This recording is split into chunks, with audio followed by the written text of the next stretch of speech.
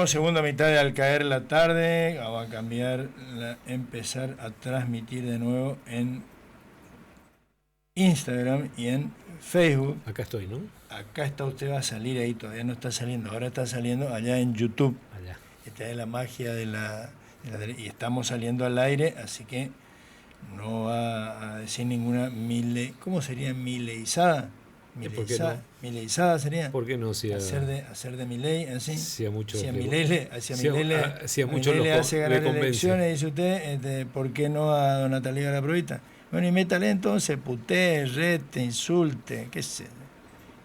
¿Qué quiere hacer? ¿A quién le quiere pegar? ¿A quién quiere hablar mal? ¿Cómo está, Tito? Menos de boca le permite. De nadie, no vamos a hablar mal de nadie. Entonces nadie no tiene gracia.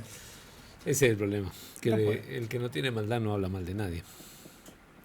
Y hay algunos tontos que por ahí no tienen maldad y los mismos se ponen a hablar mal de la gente también. Yo creo que hay a veces mucho de torpeza, pero bueno, y en este caso del presidente creo que de viveza, de inteligencia, de muy buen coacheo, porque hasta ahora, por lo menos, que es mi pregunta, la que le hago a los super especialistas, hasta ahora le da resultado. Sí. ¿Hasta cuándo?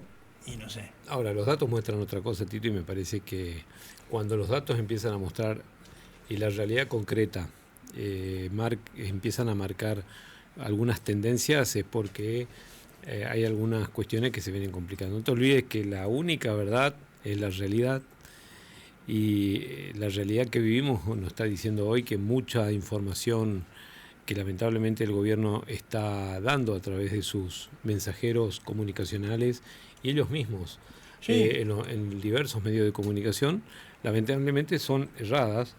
Y basta... No, es peor que errada, que es lo que igual que en eso igual que mentirosas. Yo lo comparo con Trump, directamente no, burdamente mentirosa. Dice Trump, paré 8 guerras. Dice Milei, la inflación iba a ser del no sé cuánto, 200.000%. Lo cierto y lo concreto es que hay 3 datos que son importantes: la recaudación real en la República Argentina, la recaudación de impuestos en la República Argentina, en términos reales viene decreciendo, y si lo comparamos con el mismo periodo del año anterior, decreció en términos reales un 13%. Esto es muy grave en términos 13%. En términos de coparticipación a las provincias y posteriormente a los municipios. El IVA, que te marca una recaudación por consumo, aun cuando no necesariamente puede aumentar la presión fiscal, decrece como consecuencia de esta caída en el consumo, y por lo tanto esto va a afectar a las finanzas públicas. Entonces, si el gobierno va a asegurar el superávit fiscal, que está muy bien en el marco de una economía y de una macroeconomía ordenada, lo que debe prever es que el ajuste fiscal que conlleva un decrecimiento de la recaudación tributaria en la República Argentina, con la cual se financian gastos del Tesoro Nacional, me repito, en la Constitución Nacional, artículo 4, sin duda que requiere, para sostener este objetivo de macro ordenada y el ancla fiscal que es el objetivo número 1 del gobierno como uno de los causantes principales de la inflación, objetivo. Para cumplirlo requiere un ajuste que en varias oportunidades lo mencionamos aquí, un ajuste imprevisible. Entonces, el ajuste a veces hay que hacerlo, sí, pero de manera ordenada, teniendo en cuenta que hay que el Estado es un orientador para la generación de desarrollo, y para esto la intervención del Estado como un agente económico importante en la economía es central y fundamental. Cuando nosotros no entendemos esto, cuando la sociedad se aleja de este criterio, se aleja de un criterio básico que es el de la organización social, para lo cual en el marco del cual se garantizan ciertos derechos: el derecho a la salud, el derecho a la educación, el derecho a la vivienda. Entonces, pero es que este gobierno, Ataliba, no tiene entre sus objetivos o entre sus motivaciones justamente dar salud pública, dar seguridad, para el presente gobierno nacional, estos objetivos son subsidiarios por parte del Estado. ¿Qué significa subsidiario? Si el privado no lo presta, recién allí podría prestarlo el Estado. Mientras tanto, hace la plancha y espera que algún privado se le ocurra prestarlo. y tampoco hace lo suficiente como para incentivar las inversiones en estos sectores. Ahora, la cuestión no es menos gasto, la cuestión que el gasto que se realiza sea orientado a la generación de desarrollo y sobre todo de desarrollo humano. Que sea un gasto productivo, teniendo en cuenta la eficiencia del gasto y teniendo en cuenta que cuando pensamos en que lo que se va a invertir en la República Argentina, ya sea del público o del privado, se garantice que al menos un sector de la sociedad esté bien, pero el resto no decaiga en su situación, y hoy lamentablemente lo que estamos viendo es una situación de ineficiencia en estas acciones por cuanto muchos sectores están quedando retrasados en términos de equidad, no solamente distributiva, sino también de equidad en términos de asignación de puestos de trabajo. No, pero se están perdiendo generación, en términos de pérdida de poder adquisitivo de su salario. Los datos que hay de pérdida de 22.000, más de 22.000 empresas que cerraron, más de casi 300 y pico, 400.000 puestos de trabajo en blanco, o sea, trabajo registrado que se perdieron. Eso es lo que vos decías, menos pago de impuestos, menos gente que compra, comercio que se cierran, es un círculo vicioso que se va, no sé, eso ustedes que dominan los números, que no sé si es exponencial o no, pero que va creciendo. Mira, Tito, cuando esta semana estuve repasando algunas cosas que decíamos hace 2 años, que el aumento iba a aumentar. El aumento ciertamente que el desempleo iba a aumentar. Y el desempleo no aumentó ciertamente en términos porcentuales en la cantidad que esperábamos teniendo en cuenta el ajuste fiscal que se realizó. Ahora, hay un dato que es... Todavía, que es... pero la noticia de todos los días se cierra una empresa. Estos más de 250.000 puestos de trabajo que se destruyeron en la República Argentina pasaron a engrosar muchos de ellos el sector de monotributistas o de autónomos. A esto se le denomina la uberización de la economía. Sí. Trabajos informales. ¿Están dentro del mercado laboral? Sí, están dentro del mercado laboral. Pueden aparecer muchas veces en las estadísticas como ocupados. Y por lo tanto, la tasa no están buscando trabajo. No está representando, la tasa de desocupación no está representando la problemática que tienen estos trabajadores que perdieron o cuyos puestos de trabajo se destruyeron en estos 2 últimos años. Sí. Entonces, hay una cuestión aquí que es de vital importancia, que a partir de este momento, con esta situación de caída en la recaudación, mantenimiento de el superávit fiscal, va a requerir mayor ajuste sobre el gasto. Esto va a impactar sobre la demanda agregada, caída del poder adquisitivo de los sectores, sobre todo medio, de la sociedad, que ya está sucediendo, y esto se representa en la caída del consumo, el nivel de endeudamiento de las familias, que lo venimos diciendo también, una de cada 4 familias hoy no puede pagar sus deudas. Entonces, esto... Eso le preguntaba recién a Carlos Germano, justamente cuándo se va a empezar a ver como preocupación en las encuestas, porque el dato que hay sobre endeudamiento de la familia, endeudamiento con las tarjetas o otro tipo de endeudamiento es realmente grave y no se refleja, me parece todavía, como una preocupación. Hay un dato y algunas encuestas lo están mostrando, que en los sectores mayores a 30 años, esto ya pasa a ser una preocupación. La inflación dejó de ser un problema, el problema principal para el salario y el trabajo, el problema principal. La inflación sigue siendo un problema porque tenemos hoy una inflación intermitente que desde mayo del año pasado no deja de crecer. Y esto tiene causas que tienen que ver con la inercia inflacionaria que el gobierno no está atendiendo porque, teniendo en cuenta su ideología de base, no prevé mecanismos de contingencia para resolver problemas de inflación inercial que se fijan a través de contratos y demás. El alquiler es un ejemplo claro de esto. Entonces, para decirlo en criollo y que lo entienda Niña Rosa, cada vez menos gente está en condiciones de alquilar. Es que, a ver... Los alquileres se están volviendo... que en su momento se dijo, ahora con la liberación hay más demanda, qué sé yo, ahora está empezando...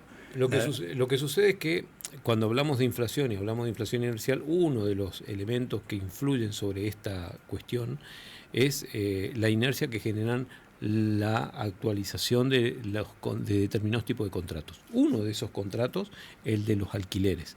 ¿Por qué? Porque los alquileres, cada 3 meses, cada 4 meses, depende de la pauta que se haga, que se fijen en el contrato. El contrato. En general los contratos se ajustan cada 3 meses por IPC.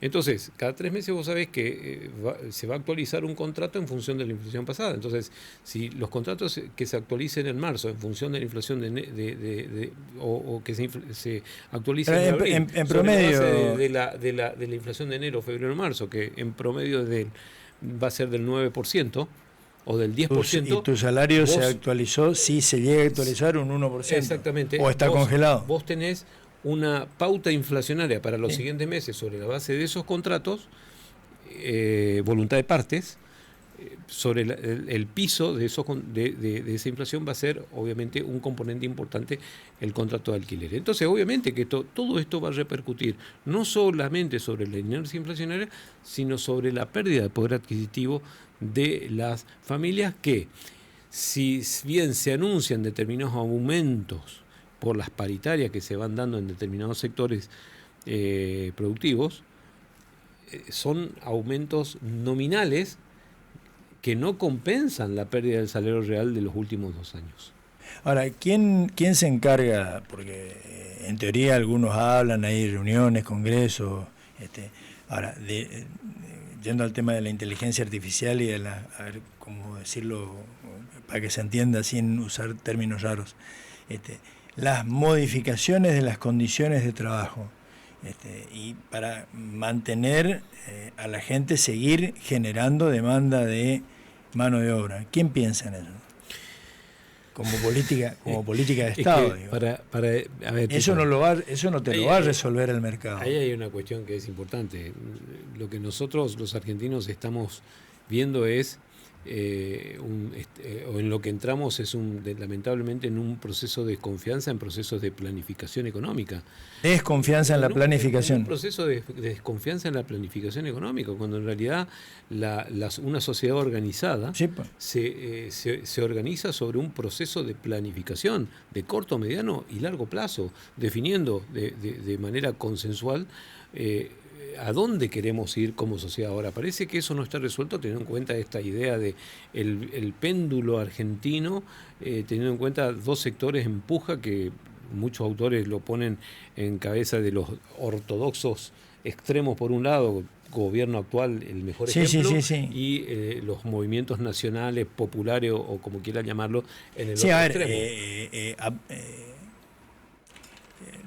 Estoy buscando un término suave.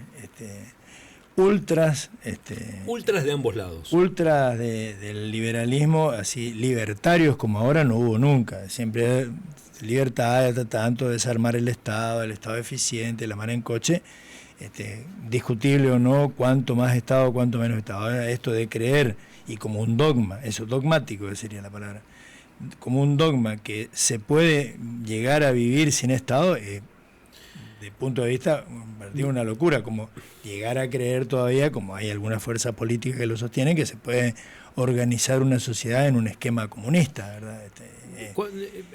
Los dos extremos son impensables. Lejos de pensar o de igualar la existencia de un proyecto nacional a un proyecto colectivo. Son cosas totalmente distintas, porque un proyecto nacional se puede dar en un mundo capitalista, y se puede dar en un mundo donde el capitalismo conviva con la empresa cooperativa o con la participación del Estado en el sistema económico con ánimo de empujarlo. Nuestra propia Constitución Nacional es lo que quiere la Constitución, en el artículo 75, inciso 19, cuando dice que el Estado va a proveer al desarrollo humano a través de las políticas públicas que ese inciso determina en poder del Congreso de la Nación, cuyo principio rector en esta Constitución Nacional que nos rige es la justicia social, Tito. Entonces, pensar en un proyecto superador, generacionalmente sustentable, que pueda integrar a todos los sectores, es absolutamente posible, y en la Argentina se hizo. Sí. Se hizo, no es que nunca existió, se hizo y dio buenos resultados. Lo que sucede es que se vio trunco porque afectaba a determinados intereses. Entonces, cuando se afectan determinados intereses, y esos intereses son muy poderosos, y coartan los procesos de desarrollo y de evolución que las sociedades organizadas y que planifican su proceso de desarrollo, lo cual no significa colectivización, lo cual no significa intromisión ineficiente del Estado, lo cual no significa paralización de los factores productivos, lo cual no significa aumento de programas sociales.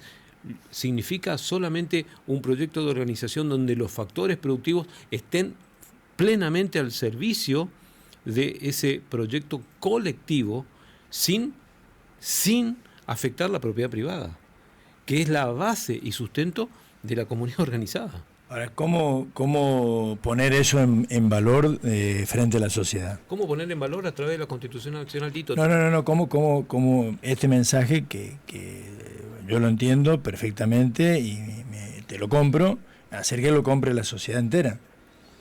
Hay un vacío, una incapacidad, una falta de preparación en la dirigencia política, en la militancia política, para bajar estas ideas que son fundamentales al común de la gente. Ahí nos encontramos frente a una situación política actual, porque estamos hablando de economía política. Sí, hay una situación política actual en la que el gobierno no tiene oposición y el gobierno construye su propia oposición que beneficia actualmente a su status quo político dominante. Lo que pasó en el Congreso es un claro ejemplo de esto. Status quo dominante significa yo hablo, grito, insulto con una intencionalidad manifiesta, teniendo en cuenta que al cual estoy insultando, gritando y al cual le quiero dar un mensaje, no tiene micrófono habilitado. Sí, pues no, eso además de ser una grosería, es un claro criticable, mensaje. Pero es como construcción política es exitosa porque estoy poniéndolo al opositor en el traje, en la caricatura que yo se la pongo y después Exacto. Lo critico y obviamente lo muestro, miren, a esta caricatura ridícula no la voten, pero es la caricatura que yo armé, ¿verdad? Sin duda es exitoso desde ese punto de vista el manejo que hace Milei. Pero esa oposición política tiene que hacer su mea culpa. Sí, pues. Y el mea culpa que debe hacer es que más que mea culpa, tiene que diseñar una estrategia, una táctica para salir de ahí. Y diseñar una estrategia y quiénes son los actores que van a conducir ese proceso. ¿Por qué? Porque si vamos a pensar de que la oposición política se va a construir sobre la base del discurso político de hace 15 años... o 40. O 40. 15. Ponele 15 nada más. Sí. El mundo era radicalmente distinto hace 15 años. Sí.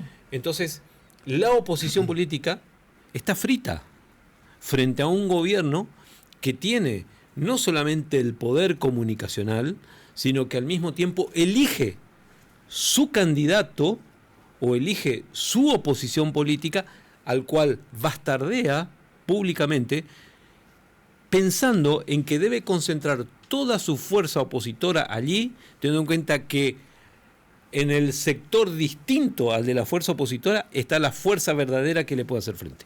Siempre no, porque esa es la habilidad que tuvo hasta ahora el gobierno, Milei particularmente. Definió al opositor como una caricatura y le dicen, mire que la oposición es esta caricatura, votan o por mí o por la caricatura. Exactamente. Y entonces digamos la decisión del votante es obvia. En ese escenario... Ahora, el problema es que el personaje caricaturizado o los personajes caricaturizados tienen que hacer un esfuerzo para salir de ahí. Cambiar de cara, cambiar de ropa, cambiar de actitud. No, supongamos que no quieran salir de ahí, pero por lo menos darse cuenta de que si no salen de la caricatura, tienen que ceder determinadas ambiciones o búsqueda de objetivos de sus propios sectores entendiendo que hay un objetivo mayor que el objetivo de la República. Bueno, obvio. Y no solamente el objetivo de la República, sino el bienestar de la sociedad en su conjunto. Porque no puede ser que estemos viviendo o estamos profundizando una sociedad económicamente fallida, Tito, en la República Argentina. Ese es el drama. Con pocos ganadores y muchos perdedores. Una situación. A ver, Milei es economista y se jacta de hablar siempre de eficiencia del Estado, de una situación de optimalidad, de óptimo, como hablamos muchas veces los economistas. Ahora, lo que estamos viendo aquí es un desprecio hacia el óptimo o la eficiencia social que tiene que contribuir a alcanzar el Estado. No podemos sostener una situación en la que se beneficien tan pocos y se perjudiquen la mayoría. Bueno, pero y a mí eso que dijiste recién es lo que más me preocupa. Para servir y para ser funcional a los intereses de los grupos que están detrás del gobierno de Milei, se están destruyendo instituciones, llamémoslo, por ahí la gente no entiende qué para esto de destruir instituciones, mecanismos, sistemas defensivos, jubilaciones, pongámosle, sistema de investigación argentino, la educación misma, las universidades, que son básicas para que una sociedad determinada, para que cada individuo de esa sociedad, que es lo que tiene, porque aquí se apuesta mucho también, no al sentido social, sino al individualismo. Es decir, vos podés ser feliz, rico, poderoso si estás en libertad. Mentira. Si no tenés educación primaria, secundaria, universitaria, si tu papá y eso no se puede jubilar, no vas a ser ni rico ni poderoso nunca. Ahí hay un dato que es central, Tito. Nosotros le damos la derecha al gobierno, supongamos que le demos la derecha al gobierno y digamos, la orientación económica que le da este gobierno es la adecuada. Fomentemos el desarrollo de la agro, del sector agropecuario, agroexportador, volvamos a la década, a fines de la década, a fines del siglo XIX, seamos un país agroexportador, pero incluyámosle minería, energía y gas, etcétera, y supongamos que nosotros le digamos, este es el camino, sigamos. Ahora, para ser competitivo en estos sectores, aún para ser mucho más competitivo y realmente beneficiar al país, no solamente tenemos que ser buenos o tener abundancia de factores o recursos naturales, sino fundamentalmente lo que tenemos que poner a disposición de la producción agropecuaria, minera, gasífera, petrolera, la generación de energía en general, es la generación de tecnología. Sí, pues. Y la generación de tecnología se genera con conocimiento. Ahora, si nosotros vamos a ser dependientes del conocimiento del exterior, ese es el problema. Ahí vamos a encontrar un problema como es el que tuvo la Argentina a la salida de su proceso económico llamado primario agroexportador. Se encontró con que no tenía la tecnología suficiente como para desarrollar la agroindustria. Entonces, ¿qué pasó? Se hundió en una depresión. Nosotros no debemos cometer ese error y lo que vemos es que este gobierno está generando este error porque está destruyendo la base tecnológica del Estado y las vías que posibiliten el desarrollo tecnológico en la República Argentina, que no solamente tiene que ser aquella que provenga de la mano del Estado, INTA, INTI, CONICET y lo que sea, sino también la que pueda incentivar del sector privado. Ahora, ¿qué instituto privado se desarrolló en este tiempo? Ninguno. No. Entonces, eso sí es lo que no tienen incentivos algunos. El desarrollo de estos sectores tiene que venir de la mano del desarrollo, el incentivo para la mejora de la productividad de estos sectores, tiene que venir de la mano del aumento de las capacidades tecnológicas y la generación de conocimiento puesta al servicio de estos sectores.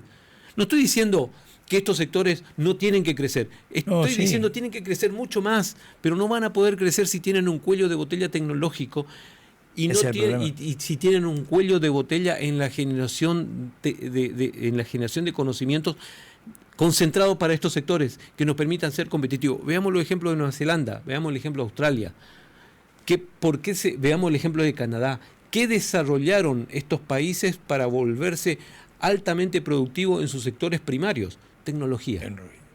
Ahora, nosotros ¿qué estamos haciendo? Estamos yendo a un camino contrario, destruyendo las bases tecnológicas y haciéndonos dependientes tecnológicamente de aquellos países que producen esa tecnología para que nosotros seamos...